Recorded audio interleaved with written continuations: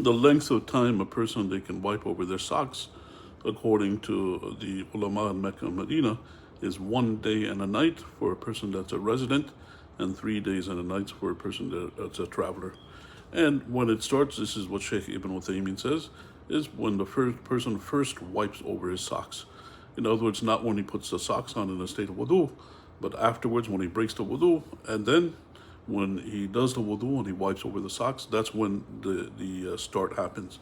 And then what happens is, after, if a person is a resident, after 1 day, the 24 hours, then what happens, the person is still in a state of wudu.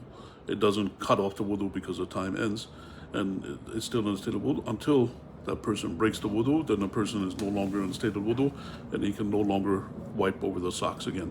So even if it is past the time for 1 day and 1 day and a night for a resident, and 3 days and 3 nights for a traveler, if they're in a state of wudu, when the cutoff point comes, they still stay in the wudu until something happens that breaks the wudu. This is what Sheikh Ibn Uthaymeen says. Okay, so now let me tell you another thing to bear in mind. If a person, they know about the ruling in the Maliki school, they say there's no time limit. So a person, if they know that, they learn that, then it's okay for them to follow that ruling in the Maliki school. As a person, they're allowed to follow what they learned. They can't follow their feelings, the things that they feel like doing, but they have to follow the ilm. And Imam Malik used to go by the ruling of the people in Medina, and it's fine for a person to follow a ruling in the other school.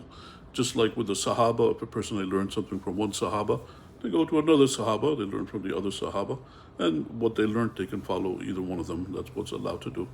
So this is what I'll tell you, that the person, they can do that, and if you learn that, then you can follow it. If you didn't learn it, then you can't go by that. You have to go by what you learned from the ilm, what came to you from the ilm. And Allah knows best, and may peace and blessings be upon Prophet Muhammad sallallahu alaihi wasallam.